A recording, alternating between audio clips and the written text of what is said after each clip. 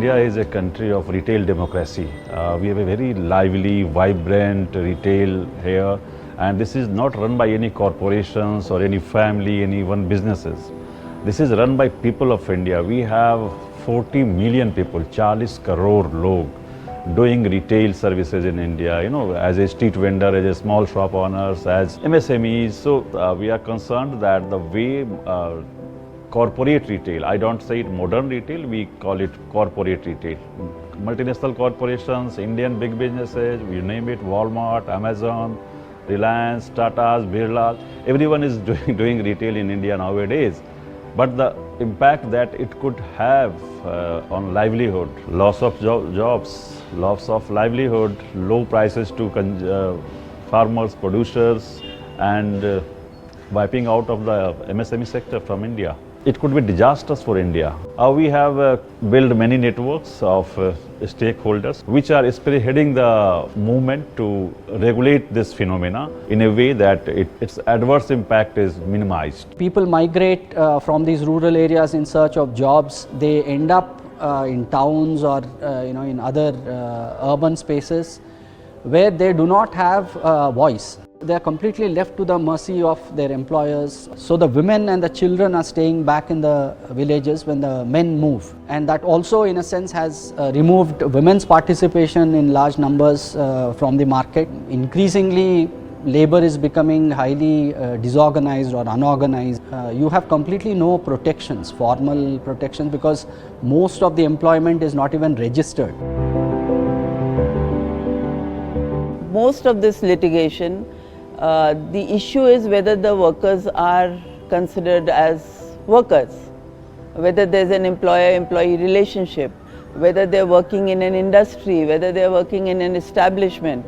You might be working at your home, self-employed, like hawkers or fish workers. So that is a major struggle. The whole sector is highly informalized, highly undocumented, highly insecure, and the work condition of workers employed in the distribution supply chain, whether as a wage employee or as a self-employed, are in precarious conditions.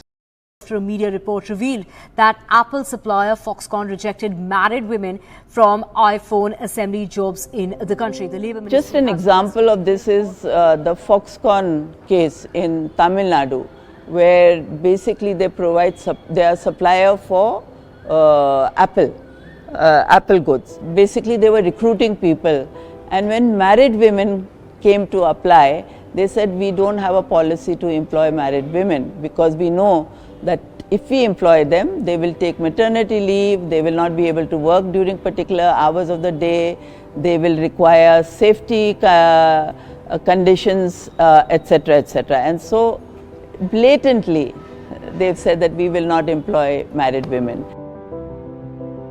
We still have the people's retail in this country. 80% of the retail are still with the people of this country.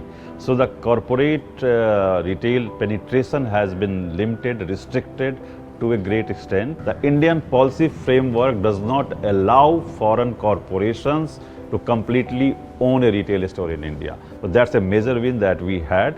The second major win, Government of India has framed a policy, in fact enacted an act to safeguard the livelihood of more than 10 million street vendors who are highly informal and most visible segment of the informal economy that we have in India. The Street Vendors Act basically says that vendors who were vending as on 2014 have a right to vend at that place, even if it's in a public place, or if residents in that area object to the hawkers vending, they cannot be removed, they cannot be evicted till a plan is prepared by the municipality, and the municipality says that these are hawker zones. Many other areas where you have hawkers, it's not as if they are obstructing, they are on the side, they are selling stuff which people cannot buy from big shops and big expensive areas. And it is in that context that the Supreme Court said that hawkers form an important and integral part of our society and they need to be protected.